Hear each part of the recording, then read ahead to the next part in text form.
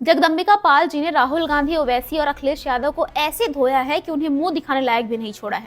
उन्होंने वक्त से जुड़े कड़वे लेकिन ऐसे फैक्ट पर बात की है कि सबकी बोलती बंद कर दी। आप खुद सुनिए उन्होंने क्या कहा। किस लिए बिल फाड़ दिया?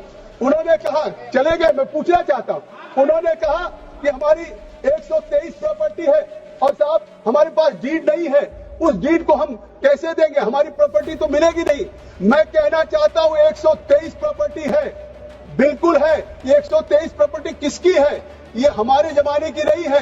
जब ब्रिटिशर्स ने, अंग्रेजों ने हिंदुस्तान की राजधानी को कोलकाता से दिल्ली बनाने का फैसला किया और 1911 में जब उन्होंने यहाँ के लुटियन जोन्स की लैंड को एक्वायर किया, लैंड एक्वायर करने के बाद ड्यूली कंपनसेशन दिया और अधिग्रहण कर लिया।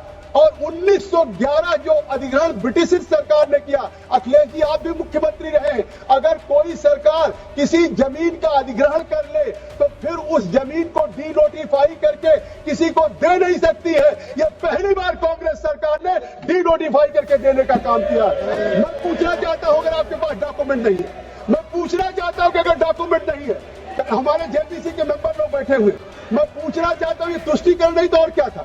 1911 की जो ब्रिटिशर्स ने जमीन लिया, बैठ जाइए लाल जी, सुन लीजिए पूरी बात, आपको स्पष्ट हो जाएगा। 1911 में जो जमीन अंग्रेजों ने, ब्रिटिशर्स ने एक्वायर किया राजधानी के लिए, 1911 के बाद 1970 में दिल्ली के वक्फ बोर्ड ने कहा जो 1911 की ब्रिटिशर्स की जमीन एक्वायर थी कि ये वक्फ बोर्ड की है।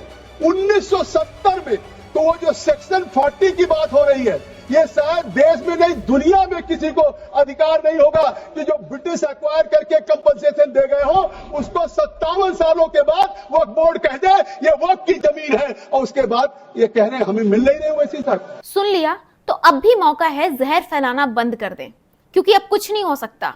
अब तो चिड़िया चुग गई खेत। आपका इस मामले में क्या कहना है हमें कमेंट में जरूर बताएं।